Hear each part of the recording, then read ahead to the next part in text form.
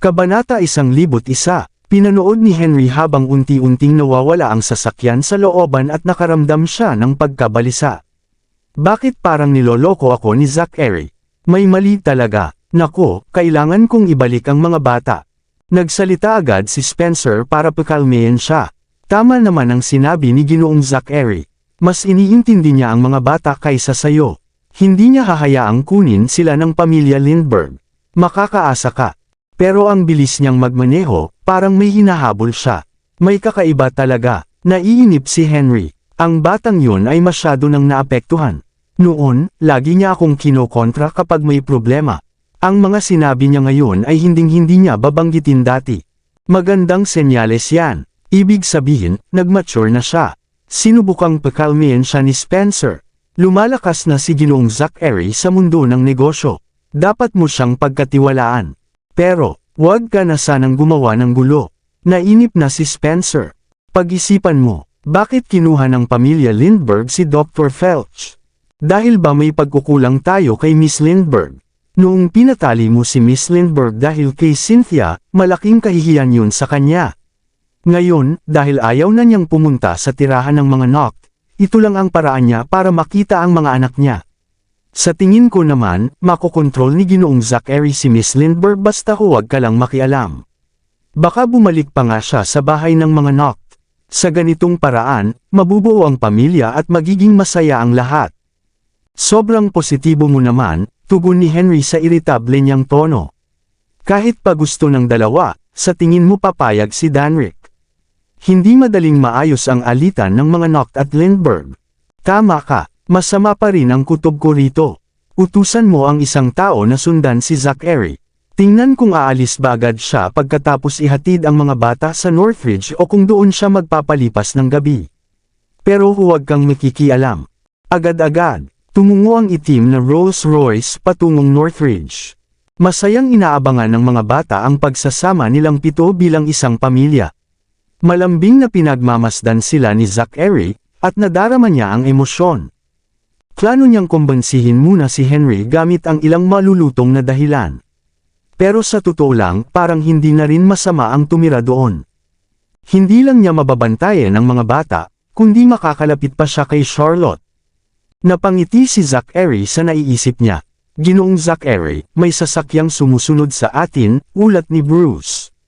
Mukhang isa sa mga tauhan ni Ginoong Henry. Gusto niyo po bang iwasan sila? Tanong ni Marino. Hindi, sagot ni Zachary na kalmado. Magpanggap kayong wala tayong alam. Basta ituloy lang ang pagmamaneho. Opo, nagpatuloy si Marino sa pagmamaneho. Bilasan mo pa. Tiningnan ni Zachary ang relo niya at kaunti na lang ang oras. Opo, binilisan ni Marino ang takbo. Habang papalapit na si Zachary para kausapin ang mga bata, biglang tumunog ang kanyang cellphone. Kumaway siya sa mga bata at sinagot ito. Hello. Nakuha mo na ba sila? Naghihintay ako sa bahay, pero pinilit niyang magpakakol at arroganty ang boses niya. Anong apura mo? May oras pa naman tayo, di ba? Pang-aasar ni Zachary. 5 minuto na lang bago mag-alas 7. Handa na ang mga tauhan ko at may dala silang armas. Kung hindi mo sila dadalhin dito, kukunin ko sila kay Ginoong Knock sa pamimilit. Habang nagsasalita si Charlotte, nagpaputok siya ng baril sa isang sanga malapit sa kanila. Bang! Bumagsak ang sanga sa lupa, at nagliparan ang mga ibon dahil sa putok. Naku po, walang masabi si Zachary. Baliw talaga ang babaeng ito. May 4 ka pang minuto. Naiinis ng utos ni Charlotte. Ihanda ang sasakyan. Aalis na tayo. Opo, paparating na kami.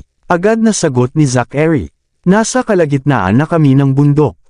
Huwag mo akong lokohin. Binaba agad ni Charlotte ang tawag at nag-utos, tingnan niyo sa mga kamera kung dumating na sila. Opo, hindi naglakas loob si Marino na magpatulan ng takbo ng sasakyan dahil may sakit si Ellie. Kaya't na-late sila ng 3 minuto.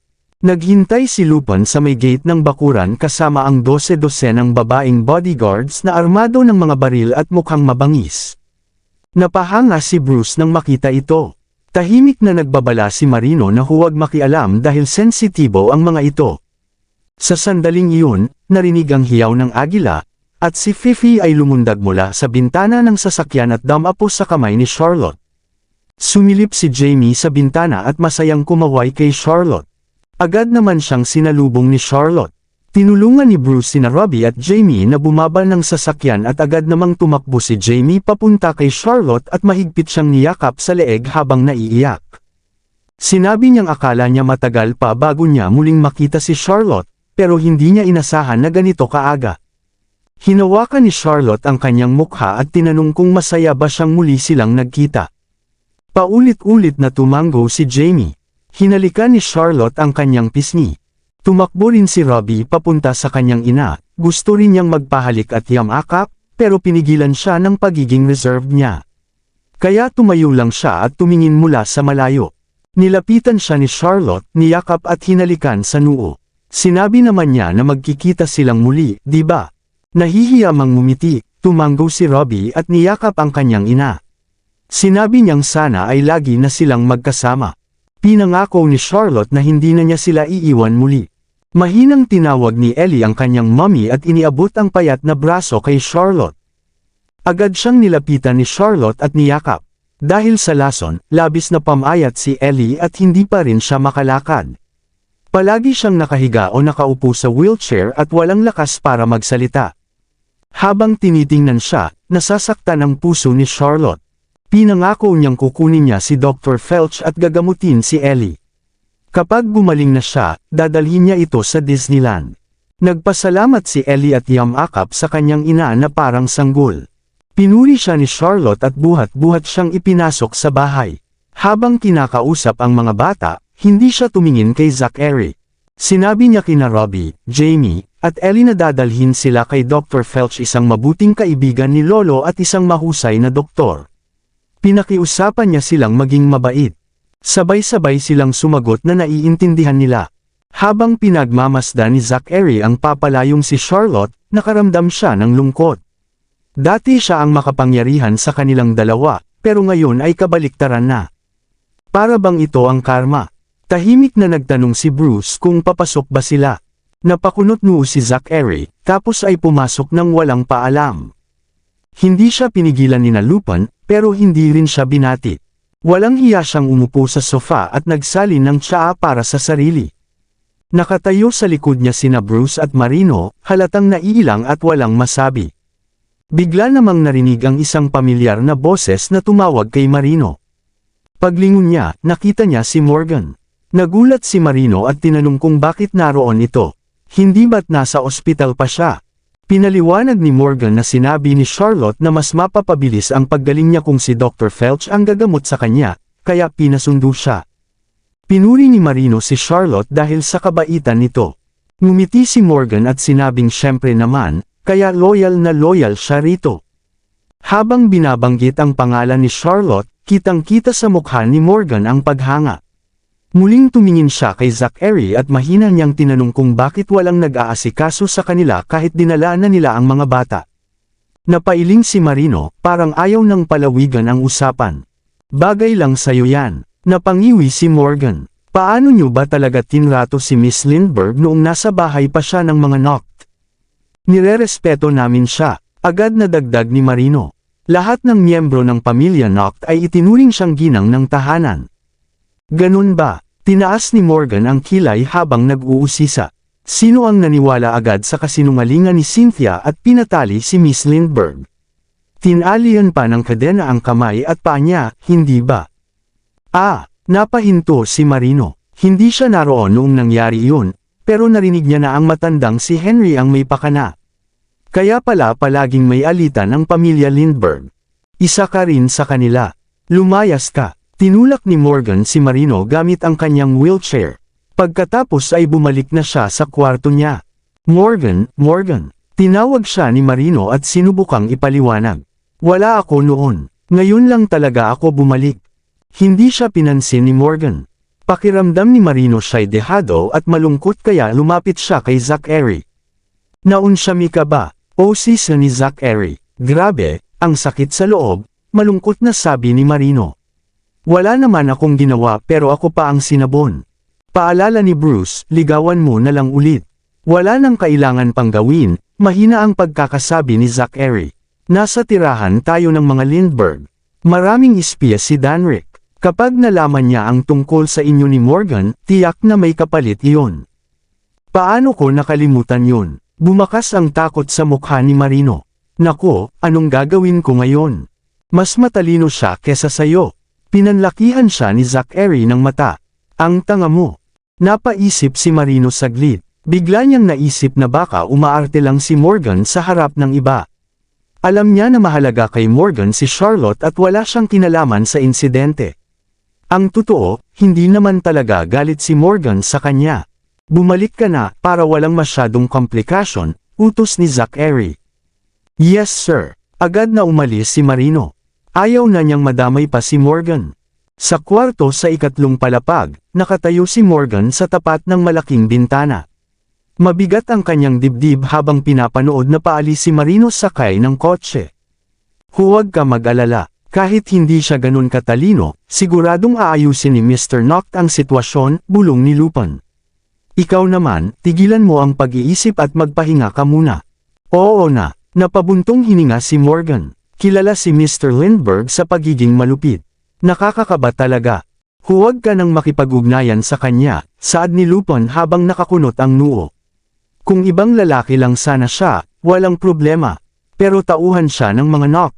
Kapag nalaman ni Mr. Lindbergh ang tungkol sa inyo, delikado na kayo pareho. Paalala rin ito ni Lupin para sa sarili pati na rin kay Morgan.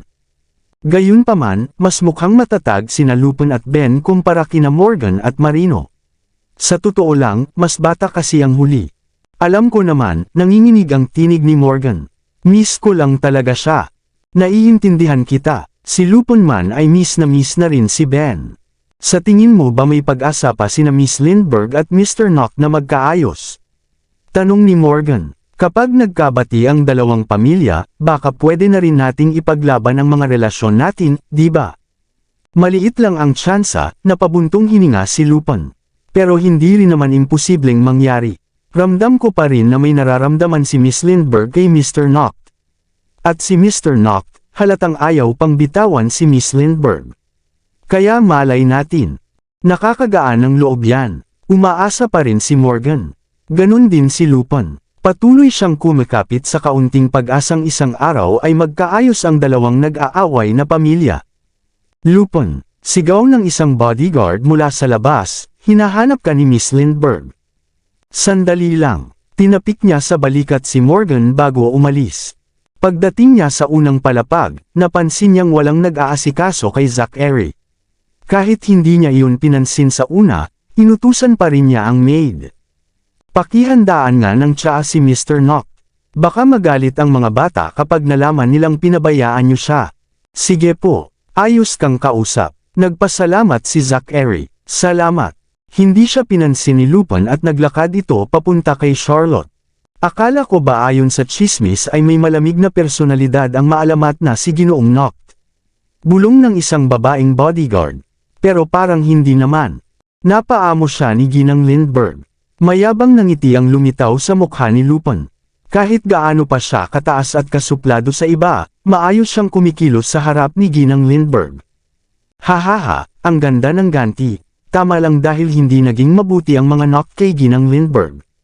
Tama. Pagdating ni Lupin sa klinika, tapos na ang pagsusuri ni Dr. Felch kay Ellie at naireseta na ang gamot. Matapos utusan si Hailey na ihanda ang gamot araw-araw, humarap siya kay Charlotte. Ikaw naman ang titingnan ko. Walang pagmamadali. Naalala ni Charlotte si Morgan. May tauhan ako na tinamaan ng bala habang pinuprotektahan ako. Pwede mo ba siyang tingnan muna? Oo naman. Paliwanag ni Dr. Felch, ang sugat ng baril ay isa sa pinakamadaling gamutin. Basta hindi tinamaan ang mga vital organs, gagaling siya basta't sundin ang race 8 ako. Maraming salamat. Utos ni Charlotte, dalhin si Dr. Felch kay Morgan agad-agad. Naintindihan. Dito po tayo, Dr. Felch. Umalis si Dr. Felch kasama si Sam, habang naiwan si Hailey sa klinika para alagaan si Ellie. Sinabi ni Charlotte kay Lupin, walang alam sa medisina ang mga kasambahay at bodyguard sa bahay.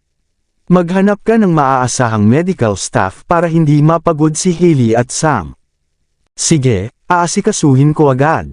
Tumango si Lupin. Bago pa siya makaalis, tinanong siya ni Charlotte, nandito pa ba yung taong iyon?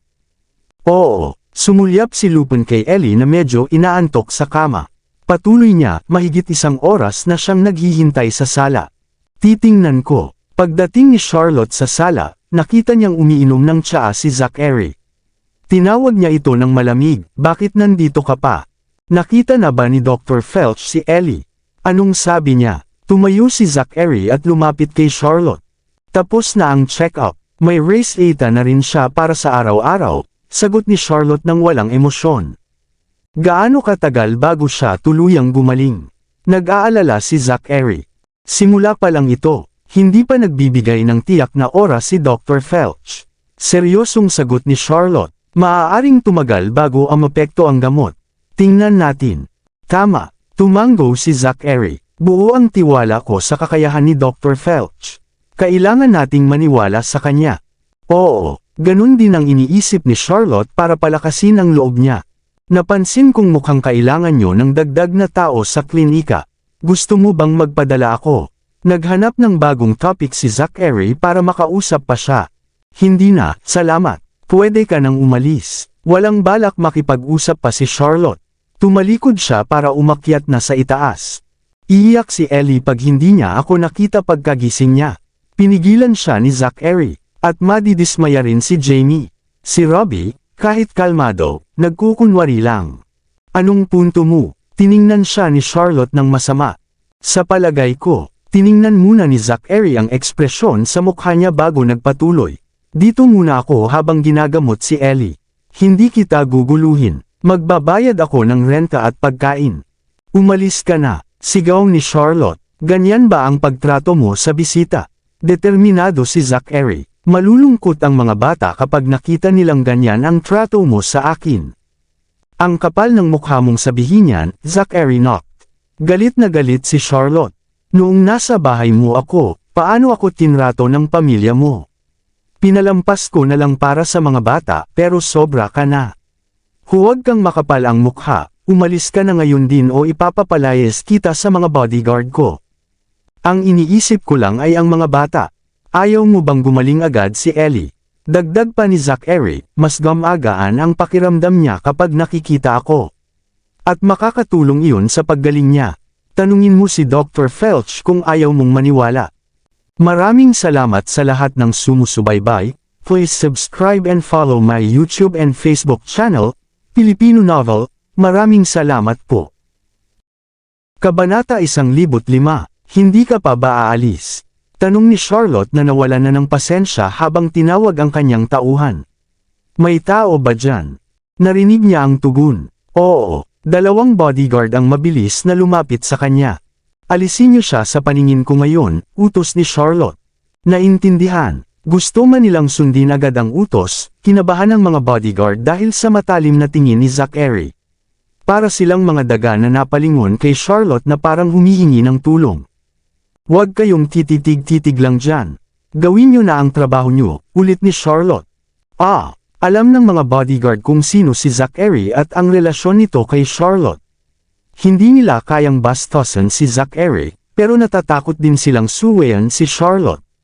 Walang kwenta, sabi ni Charlotte habang tinutok ang baril kay Zachary. Lumayas ka na. Ang init ng ulo mo. Baka matakot ang mga bata sa ginagawa mo. Biglang may umiyak ng malakas. Wow! Kakatapos lang dalhin ni Hailey si Ellie mula sa klinika, at nasaksihan nila mismo ang eksenang iyon. Napasinghap si Hailey sa gulat habang si Ellie naman ay napatili at nagsimulang umiyak ng malakas. Ellie, mabilis na itinago ni Charlotte ang baril at tumakbo para yakapin ang anak. Huwag kang matakot, Ellie. Nagbibiro lang si Mommy kay Daddy. Mommy, huwag mong saktan si Daddy. Please, nanginginig ang buong katawan ni Ellie. Umiiyak siya ng walang tigil. Mahal tayo ni Daddy. Huwag mo siyang patayin. Hindi ko gagawin yun. Nagpanik si Charlotte. Nagpapanggap lang talaga kami ni Daddy. Tiningnan niya si Zachary. Di ba? Oo, huwag kang matakot, Ellie. Naglalaro lang si Mommy, paliwanag ni Zachary habang lumapit sa bata. Daddy, iniabot ni Ellie ang mga braso niya at niyakap si Zachary. Binuhat siya nito at hinagod ang likod. Huwag kang matakot, nandito lang si Daddy. Huwag kang umalis, Daddy. Mahigpit siyang kumapit sa leeg ni Zachary habang humihikbi. Natatakot talaga ako.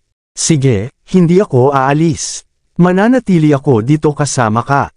Halika, balik na tayo sa kwarto mo, malambing na sabi ni Zachary habang sinusubukang patahanan siya. Tapos humingi siya ng tulong kay Charlotte. Maari mo ba kaming i-guide paakyat? Bagaman labag sa loob, sinamaan siya ng tingin ni Charlotte bago sila inalalayan paakyat. Nakita ni Bruce ang lahat at napaisip. Ang kapal ng mukha pero mukhang effective. Anong nangyari kay Ellie? Lumabas sina Robbie at Jamie sa kanilang mga kwarto nang marinig ang iyak ng kapatid. Nakita nilang umiiyak si Ellie kaya agad nila itong pinatahan. Huwag kang mag-alala, Ellie. Nandito kami para sa'yo. Gusto ni Mommy na umalis ako, pero miss na miss ako ni Ellie.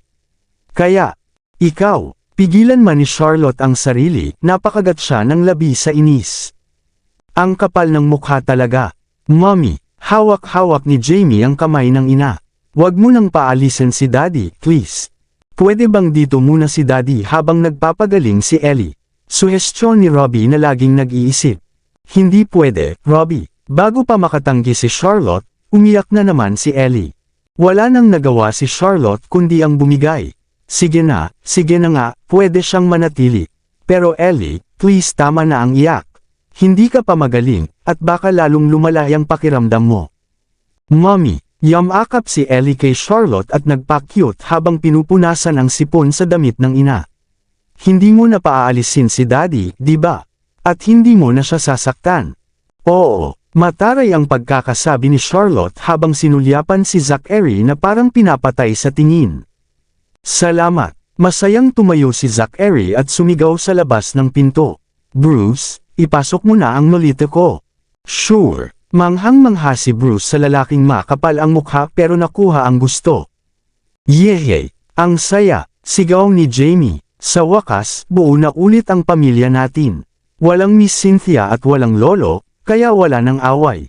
Tama, nakangiti si Robbie. Matapos ayusin ang mga bata, hinila ni Charlotte si Zachary sa kanyang silid at nagsalita sa kanya ng malapit. Zachary, ano bang problema mo? Hindi mo ba alam ang ganitong lugar ay puno ng mga espiya ng aking kapatid? Hanggat kaya kung subukan ang aking makakaya ay magpaparaya sa iyo para sa kapakanan ng mga bata, si Danrick ay hindi. Hindi ko kaya. Isipin mo ang kahihinatnan kapag nalaman niyang nandito ka. Masyadong occupied si Danrick para mag-abala tungkol sa akin, kaya huwag ka na mag-worry, confident na sabi ni Zachary. What do you mean? What did you do? Si Charlotte ay nalito tungkol sa kanyang pahayag. Oh, hindi mo narinig. Nalantad ang kanyang anak sa labas, siya ay gloated na nakataas ang kilay. May nagiging abala, isang illegitimate child. Ang balita ay dumating tulad ng isang bolt mula sa wala. Nagbibiro ka ba? Kahit kailan hindi pa nagkaka-girlfriend ang kapatid ko. Come on, how can a normal man have no girlfriend? Unless he is a gay. Tahimik na pagpapatuloy ni Zachary, he's just very good at hiding his sa maruming maliit na sekreto mula sa iyo. Paano mo malalaman? Nagdududang tanong niya. We are rivals. Hindi na kailangang sabihin, dapat nakilala ko siya ng lubusan. Siya ay ngumiti ng malapad. Sobrang sakit ng ulo niya sa akin. Ako lang ang nagbabalik ng pabor. Tumigil si Charlotte. Anong ibig sabihin niyan? Nag-hire ka ba ng isang impostor? Of course not. I just leverage on a little situation. Nagkibit-balikat siya. Anyhow, there's nothing for you to fret about. Kahit alam niya na nandito ako, hayaan mo siyang lumapit sa akin. Ang kailangan mo lang gawin ay taput ang sisihin sa akin. Habang nagsasalita siya, inilibot niya ang tingin sa silid ni Charlotte at humiga sa kama. Napakagandang lugar. Kukunin ko itong kwarto. Bumangon ka. Sinubukan siyang hilahin ni Charlotte, ngunit nagawa niyang lumingon sa kanya at epin siya sa kama. Anong ginagawa mo? Let go of me right now, sigaw ni Charlotte habang tinutulak siya palayo. Manahimik ka. Hinawakan niya ang mga kamay niya at tinitigan siya sa mga mata. Ako ay gusto lang kitang yakapin. Maamo at mapagmahal ang kanyang tingin. Sa loob ng isang segundo, halos mahulog si Charlotte sa kanyang alindog. Siya sa lalong madaling panahon naalala ang sarili at tinuhad siya sa singit. Ah! Sigaw ni Zachary sa sobrang sakit. Siya ay napabaluktot na parang isang sanggol na posisyon at bamulong damit. Bakit mo ginawa iyon? Hindi ito ang unang pagkakataon na sinaktan siya ni Charlotte sa parehong lugar. Ang last time, nasa Seacrest Restaurant yun. Sa kasamaang palad, hindi niya natutunan ang kanyang aralin. Ito ang bahay ko. Galit na itinulak siya ni Charlotte. Ako ay si Charlotte Lindbergh, hindi Charlotte Wind na nabuhay sa awan ng iba. Kawawa ka kung magkaroon ako ng kapansanan. Kailangan lang ni Zachary bigyang diin iyon, kahit na siya ay nasa matinding sakit. Maraming lalaki sa paligid. Do you think that you're my only na pagpipilian? Pang-iinis ni Charlotte. I just need to snap my fingers and magkakaroon ng mahabang pila ng mahuhusay na lalaki na maglalaban para pakasalan ako. Titignan ko kung sino ang may lakas ng loob na gawin iyon. Bigla namang si Zachary ay naging solemn na. E-announce ko sa buong mundo bukas ikaw ang ina ng aking mga anak. Nagdududa ako na walang matapang na tao sa paligid na handa para sa hamon. Pinandilatan niya ito ng mata. Sa tingin mo ba lahat ng iba ay duwag? Subukan mo ako. Napataas ang kilay ni Zachary. Sapat na ako sa kalokohan mo, she uttered. Umalis ka na habang mahimbing na natutulog ang mga bata. No way. Are you going back on your words? You promised the triplets na pinayagan mo akong manatili dito. Nagtatampo si Zachary. Lahat sila ay iiyak kung wala ako sa oras na magising sila. E-comfort ko lang sila. Pinutol siya ni Charlotte. Ganyan lumalaki at natututo ang mga bata. Why are you so cruel? Why can't you just let me stay for a few days? Ano ang malaking bagay? Hindi niya maintindihan ang desisyon nito. Aalis ka na. Nagsimula siyang mainis. Kung hindi, gagawin ko na kaladkarin ka palabas. Ikaw. Talk talk talk. Ang katok sa pinto ang pumihil kay Zachary na magsalita pa. Sininyasan siya ni Charlotte na ayusin ang kanyang damit habang siya naman ang nagbukas ng pinto. Ano yun? May sasakyan pong nakaparada malapit, parang nagmamanman sa atin, bulong ni Lupin. Sinilip ko na, malamang isa sa mga tao ni Ginoong Knock. Kalokohan ito, galit na murang sabi ni Charlotte. Ano bang gusto ng lalaking yun? Oy, dahan-dahan sa salita.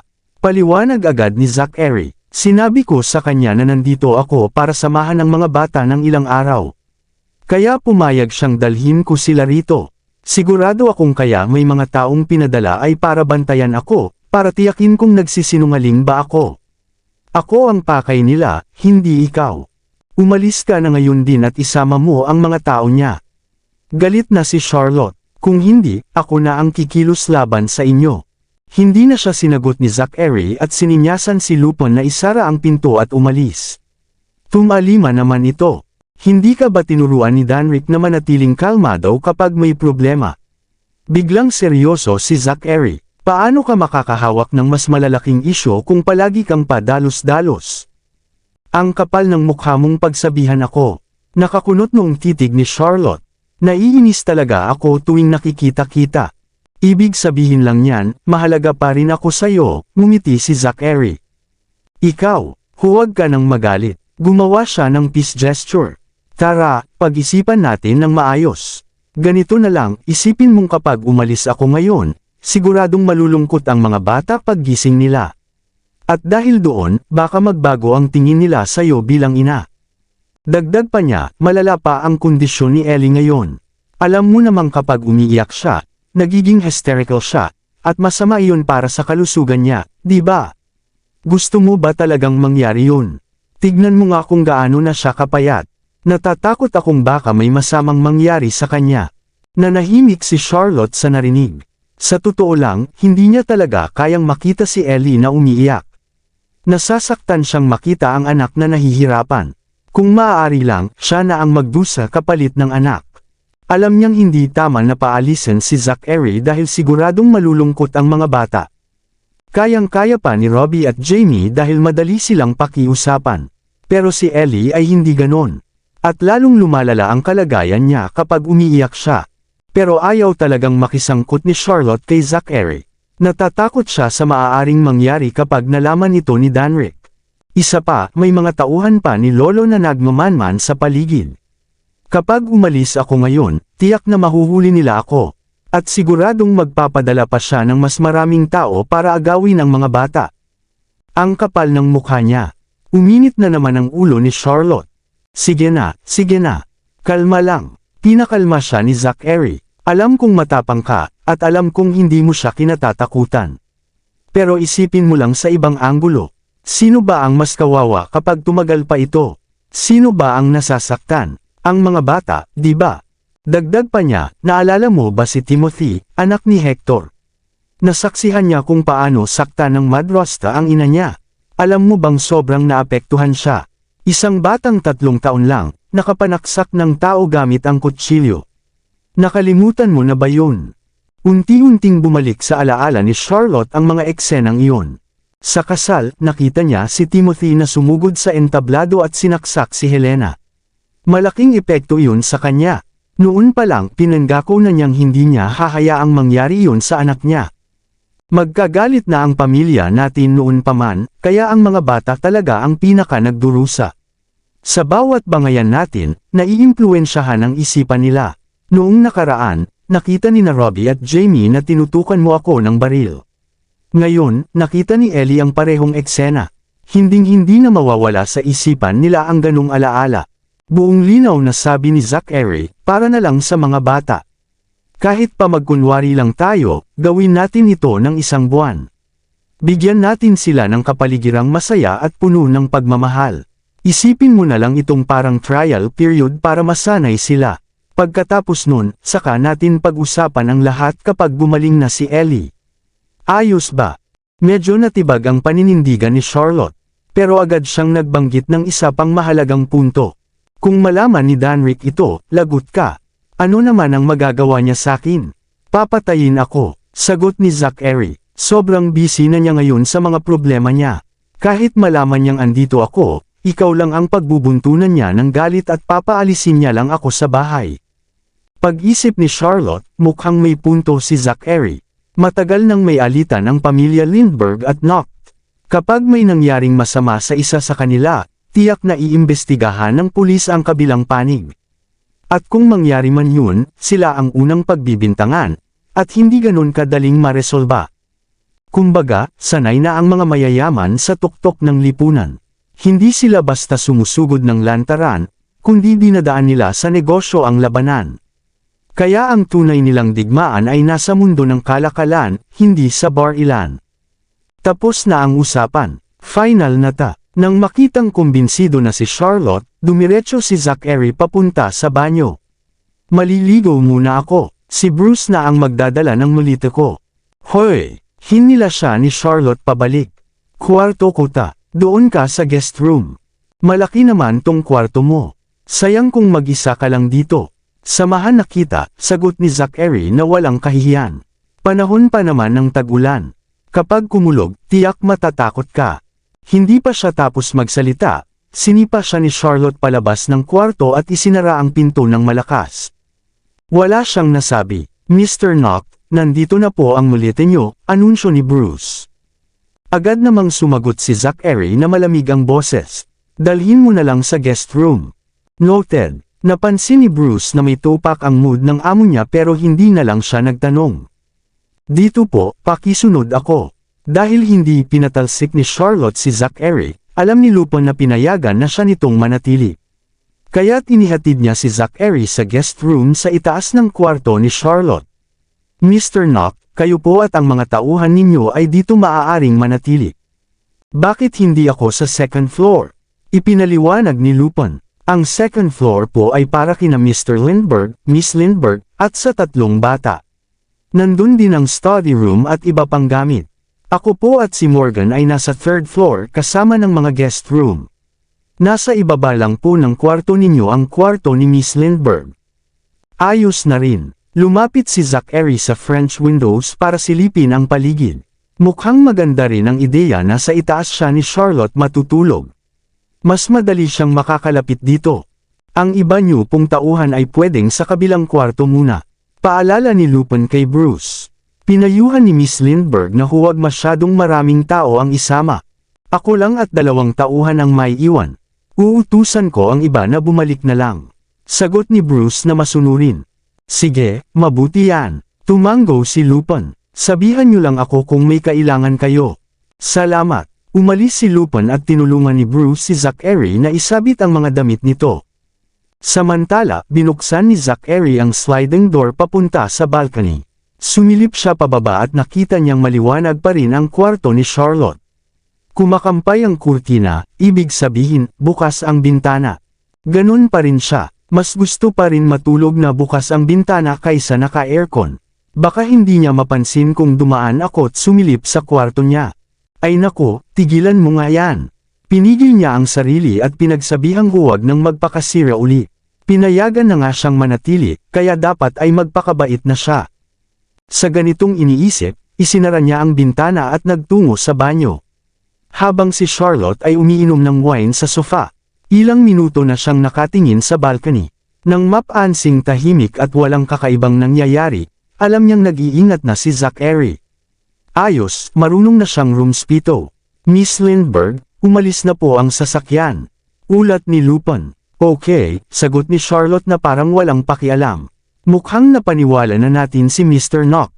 Akala ko nagsisisi na si Ginoong Knock sa mga ginawa niya matapos ang nangyari kay Cynthia. Pero pinapabantayan pa rin niya tayo, inis na sabi ni Lupin. Hindi siya madaling magsisi. Tumawa si Charlotte. Naiintindihan ko naman na gusto niyang ibigay ang lahat ng maganda para sa mga bata. Pero kapag pinigilan niya akong habulin si Zara, hindi na ako magpapapigil pa. Patuloy pa rin ang paghahanap natin kay Zara. Ang galing talaga niyang magtago. Samantalang si Sharon ay nakakulong pa rin sa Southridge mula nang mahuli. Sa palagay mo ba dapat natin siyang kunin ngayon na may gulo sa pamilya Knock? Tanong ni Lupin. Ayos lang, sagot ni Charlotte na hindi nagatubili. Si Sharon ay wala namang kwenta, sayang lang ang oras natin sa kanya. Ang mas mahalaga ay mahanap natin si Zara. Isa pa sa mga dahilan kung bakit pinabayaan ni Charlotte si Sharon ay dahil ayaw na muna niyang makipagtalo kay Zachary habang ginagamot pa si Ellie. Kapag gumaling na si Ellie, doon pa lang siya maniningil kay Zachary. Naiintindihan. Magdadagdag ako ng mga tao para hanapin si Zara, mahinahong tugon ni Lupin. May mga naka-assign na rin sa ospital. Sa ngayon, ako naman ang sasalang sa pagbabantay. Sige, tumango si Charlotte at sabay sabing gusto niyang puntahan si Morgan. Gabi na, baka gusto mo nang magpahinga. Mungkahi ni Lupin. Na-check na ni Dr. Felch si Morgan at may reseta na rin siyang gamot. Sigurado akong gagaling siya agad. Hindi ako mapapanatag hanggat hindi ko siya nakikitang ayos. May bigat sa puso ni Charlotte kapag naaalala niyang nasugatan si Morgan para lang iligtas siya. Matapos mamatay si Mrs. Berry dahil sa akin, ayokong may madamay pa. Maraming mayayaman na hindi pinapahalagahan ng mga kasambahay nila, kaya naman damang-dama ni Lupin ang pagiging makatao ni Charlotte dahil itinuturing silang pamilya.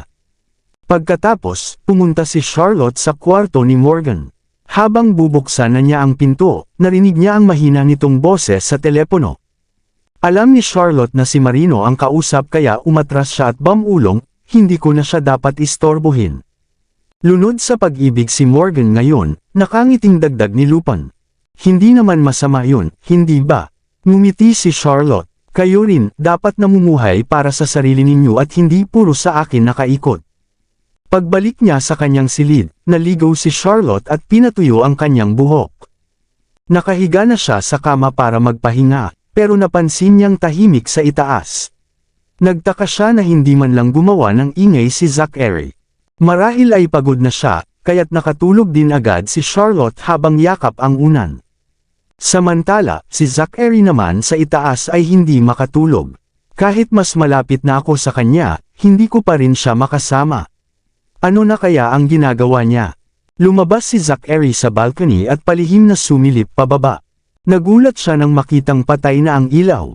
Tanging mahina na lang na ilaw ang dumadaan sa kurtina. Paanong nakakayang matulog ng babaeng yun nang parang walang pakialam? Nagmumura sa isipan niya si Zachary at bumalik sa kwarto para matulog. Samantala, sa Garden Villa, hindi pa rin natutulog si Henry habang hinihintay ng balita mula Northridge. Bagaman naiulat na ni Cain ang sitwasyon sa telepono, hindi pa rin mapakali si Henry at gusto niya ng personal na ulat.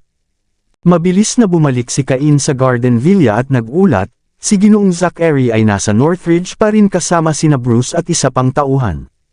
Nakaparada ang sasakyan nila sa loob ng bakuran at ang iba ay umalis na.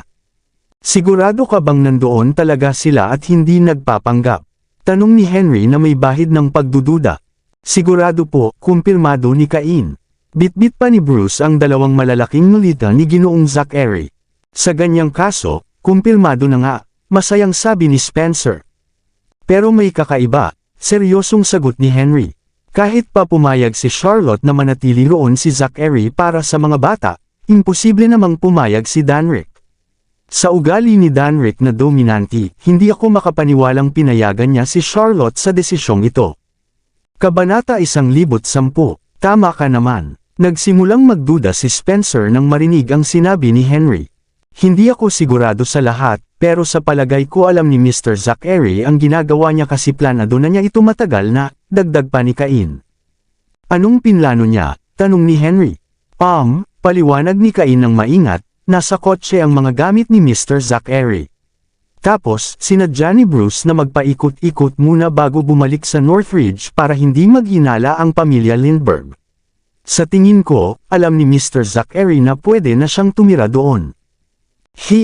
Napatawa si Spencer. Ganyan na ganyan talaga si Mr. Zachary. Napakaraming diskarte ng batang yun, sabay buntong hininga ni Henry. Pero, oo nga, mukhang planado niya nga lahat.